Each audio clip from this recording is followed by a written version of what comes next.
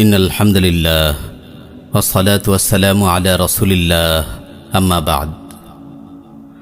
আমাদের জীবন কিছু সময়ের সমষ্টি। এক একটি মুহূর্ত অতিবাহিত হয়ে যাওয়া মানে জীবনটা একটু একটু করে ক্ষয়ে যাওয়া।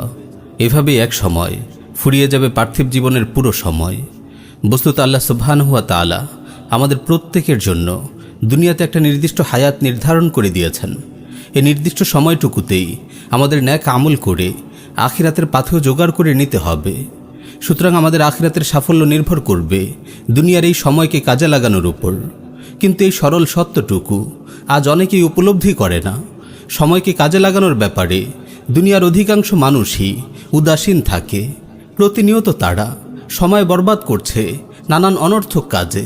খুব অল্প সংখ্যক মানুষই সময়ের কদর করে।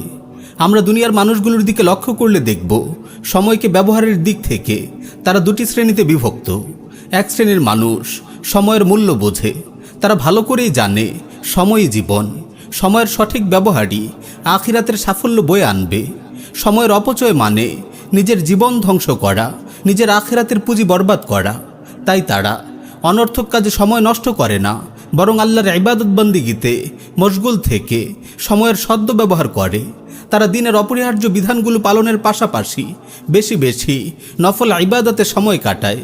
তারা হালাল রিজিক অন্বেষণের পাশাপাশি দাওয়ার অঙ্গনে ভূমিকা রাখে। তাদের অবসর সময় কাটে কোরআন তিলাওয়াতে, আল্লাহর জিকির ও তাসবিহ পাঠে। এভাবে তারা ন্যাক আমলের পাল্লাকে ভারী করে তোলে। আরেক শ্রেণীর মানুষ সময়ের ব্যাপারে নিজেদের প্রতি জুলুমকারী। এরা নিজেদের সময় অপচয়ের প্রতিযোগিতায় লিপ্ত। তারা মনে করে জীবন হলো খেল তামাশা, মজ মাস্তি, খাওয়া দাওয়া আর ঘুমে বিভোর থাকার নাম। তাই তাদের সময় কাটে খেলাধুলা, ভোগ বিলাস আর মনের কামনা বাসনা পূরণের মাঝে। তাদের জীবনটা ভরে ওঠে মন্দ কাজের প্রবৃদ্ধিতে। আল্লাহ সুবহানাহু ওয়া তাআলা যে তাদের জীবনের প্রতিটি মুহূর্তের হিসেব নেবেন, এই চিন্তাই তাদের নেই।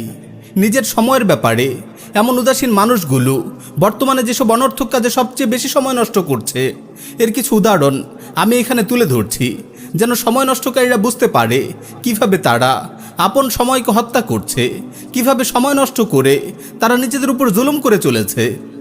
1. হারাম ফোন আলাপে সময় নষ্ট করা।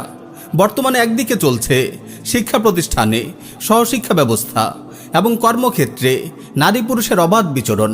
ফলে নারী পুরুষের মাঝে পর্দাহীনতা ও ফ্রিমিক্সিংয়ের ব্যাধি বাড়ছে। আরেকদিকে মোবাইল ও ইন্টারনেটে যোগাযোগ সহজলভ্যতার কারণে তাদের মাঝে লম্বা সময় চ্যাটিং ও আলাপচারিতার সুযোগ হয়েছে।